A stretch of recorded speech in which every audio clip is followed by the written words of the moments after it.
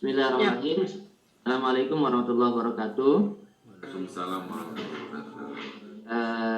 Yang saya hormati Mbak Elvi, Mbak Heni, Mas Heri, para pimpinan LPK sekalian yang hadir dalam kesempatan diskusi di pagi hari ini. Pada pagi hari ini kita akan berdiskusi tentang program kurikulum terintegrasi homogenasi dengan LPK. Saya perkenalkan dulu, di sini ada Mbak Heni yang tidak perlu diperkenalkan sebetulnya. Dan ada Mbak Elvi, ya Mbak Elvi head kurikulum kita di Kerja ke Jepang, dan beliau yang akan membantu kita untuk sama-sama menajamkan kurikulum yang akan kita bangun ke depan nantinya. Baik, sebelum masuk ke materi di pagi hari ini, jadi Bapak Ibu sekalian, untuk kesempatan ini kita akan bagi menjadi dua sesi. Yang pertama itu adalah sesi preview secara umum tentang bagaimana materi kurikulum yang akan dibangun.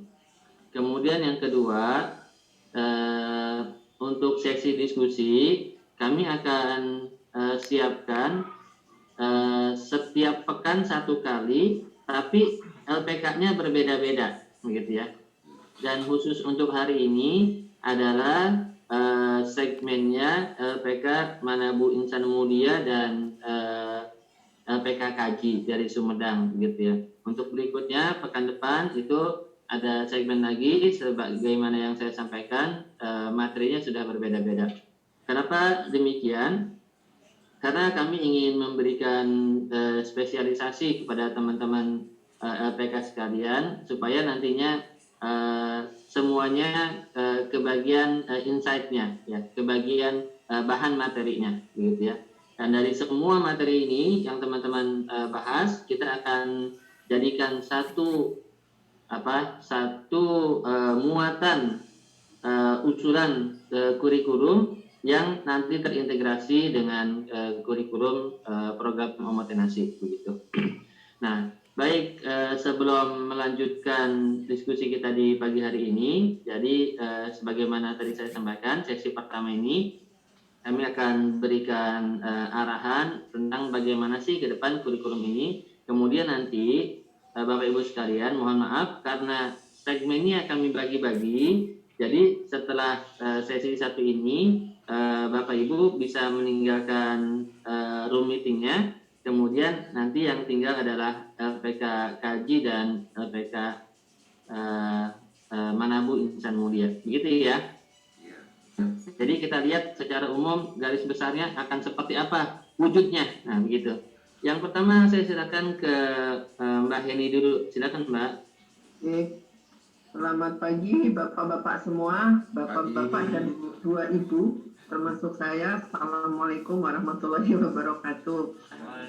Saya sangat mengapresiasi ya idenya ini, gagasan yang bagus ini. Dan sudah saya sampaikan ke pihak MMH Jepang bahwa yuk kerja ke Jepang dengan beberapa LPK itu punya gagasan supaya membuat kualitas siswa itu menjadi lebih baik. Karena memang setelah kita pelajari, cermati dan lakukan beberapa waktu yang lalu sempat udah ketahuan ya bahwa siswa kita itu sampai di mana levelnya. Bahkan kita juga ada beberapa LPK yang sempat juga kita coba langsung interview dengan pihak UMI atau TSK-nya, juga sudah tahu ya, kualitasnya sampai di mana. Mereka bisa, siswa semua mereka bisa. Tetapi ada yang perlu disempurnakan kembali, begitu sesuai dengan yang diharapkan pihak Jepang, homogenasi.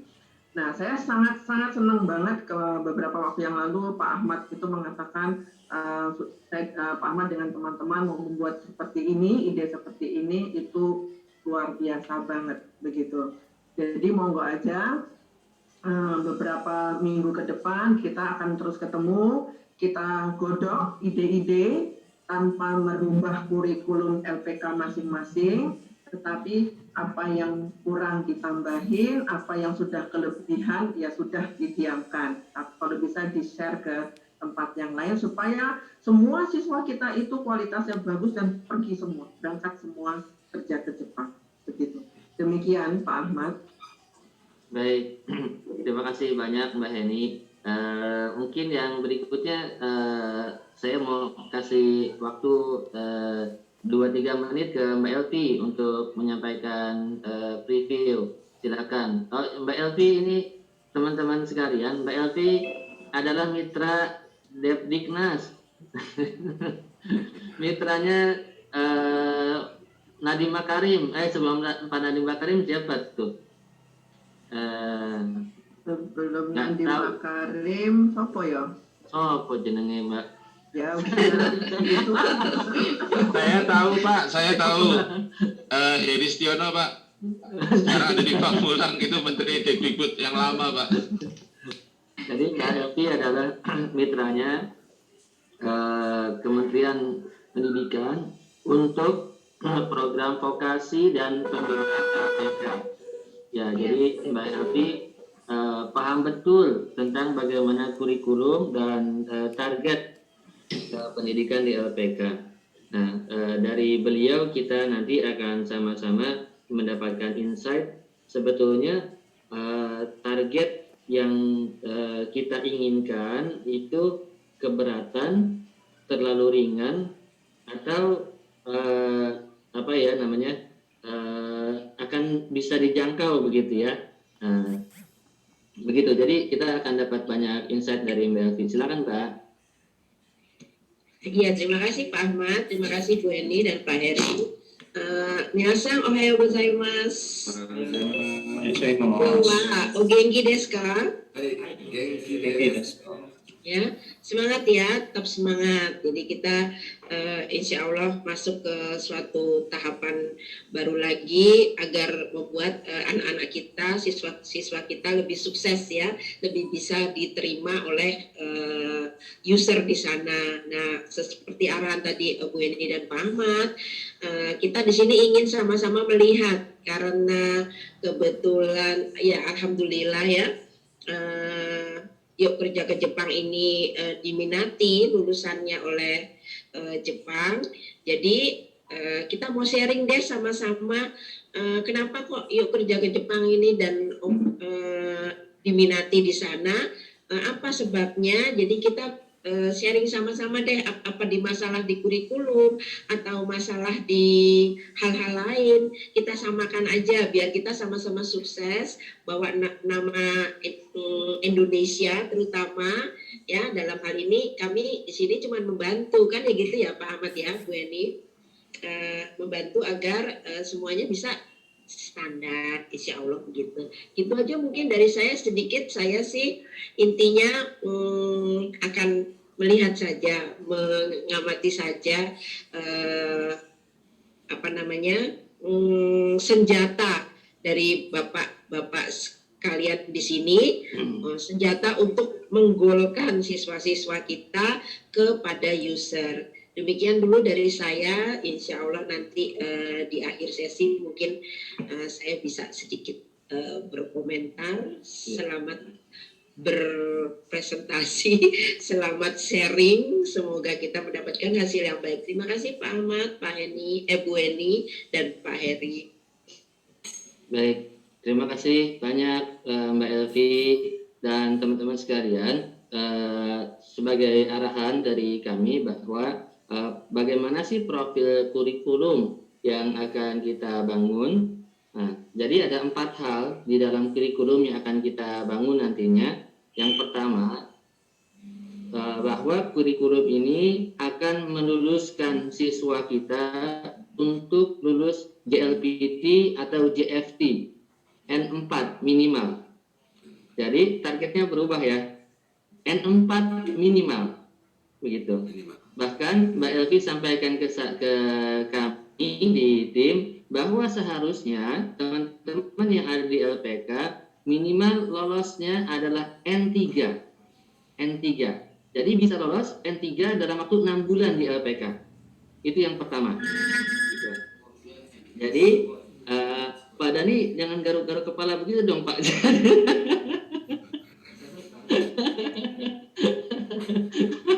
Dia sebelum ngomong udah gatal duluan Pak. Jadi yang pertama lolos N4 minimal dan kita akan arahkan menuju ke N3. Gitu. Itu target pertama dari kurikulum ini. Yang kedua, targetnya adalah mereka lulus SSW. Jadi dalam waktu 6 bulan semuanya selesai SSW-nya. Ada 4 sektor yang akan kita dorong SSW-nya sesuai dengan kebutuhan ketenaga kerjaan di Jepang. Yang pertama itu adalah Kaigo, untuk nanti teman-teman yang mengambil segmen di Kaigo. Kemudian yang kedua itu adalah Agriculture. Yang ketiga adalah Food Manufacture. Yang keempat adalah Hospitality, ya, restoran, hotel dan lain sebagainya. Gitu ya, 4 sektor ini yang akan kita dorong untuk providing lulus di teman-teman LPK afiliasi Omotenasib. Yang ketiga, targetnya adalah mereka lulus wawancara dengan perusahaan Jepang. Nah, jadi sudah kebayang ya bagaimana kualitas siswa kita nantinya. Yang ketiga, dia lulus wawancara dengan perusahaan Jepang. Dan yang keempat, ini yang penting sekali kita dorong karena ini terkait dengan karakter. Yang keempat adalah attitude plus. Nah, attitude plus ini yang akan kita bangun di dalam kurikulum yang baru ini. Nah, 4 hal ini yang akan kita laksanakan di dalam pengembangan kurikulum. Kami berharap bahwa bisa dilaksanakan nantinya di teman-teman semuanya pada bulan April 2021 ini. Jadi bulan April 2021 kita sudah gunakan kurikulum yang baru. Gitu. Ataupun kalau misalnya kita belum bisa gunakan kurikulum yang baru, ada masa transisi yang memungkinkan kita semua bisa masuk ke program kurikulum yang baru. Gitu. Nah, yang terakhir saya ingin sampaikan begini. Ini adalah proyek besar dan punya masa depan yang juga besar buat teman-teman di LPK sekalian. Kalau kita berhasil mengimplementasikan kurikulum ini dan menjadikan model pendidikan LPK di Indonesia, maka teman-teman semuanya di LPK yang bergabung di dalam program Omotenasi ini akan menjadi rujukan nantinya terhadap proses pendidikan LPK di daerahnya masing-masing. Gitu. Jadi kita bisa bayangkan kalau profil lulusan kita sesuai dengan yang kita harapkan dari kurikulum ini, misalnya nih NGI begitu ya. NGI sudah implementasi kurikulum, kemudian sudah terlihat kualitas siswanya, sudah terlihat kualitas lulusannya, maka dia akan menjadi rujukan bagi LPK lain di areanya, di Sukabumi, kemudian di Sumedang begitu ya, di Majalengka. Saya salah kirim kemarin, harusnya Sumedang, kenapa jadi Majalengka? Mohon maaf ya. Gitu. Jadi akan menjadi rujukan bagi LPK lain gitu. Dan teman-teman yang ada di LPK juga bisa nantinya menjadikan kurikulum kita sebagai apa istilahnya Mbak Elvi ya, kurikulum standar yang diajarkan di LPK penyangga. Begitu. Jadi target kita sebetulnya melalui kurikulum ini adalah kita bisa jadi semacam pionir, kemudian bisa menjadi semacam ISO yang kita tentukan sendiri standar kelulusannya, kita tentukan profil lulusannya, dan kita akan akreditasi ini ke LPK-LPK lain sesuai dengan standar kelulusan kita. Jadi teman-teman LPK nanti akan cukup kuat dengan kurikulum ini. Demikian dari saya. Dari Pak Heri ada tambahan, silakan. Mas Heri juga adalah tim yang menggagas tentang kurikulum best experience ini. Silakan Mas Heri. Oh, kalau saya nggak ada Pak, saya ikut saja Pak. Saya menunggu dari Pak Ayat Jai Pak. Oke, terima kasih Pak. Baik. Nah, baik, cukup sekian. Kalau ada pertanyaan, silakan. Masih ada waktu kurang lebih 5 menit.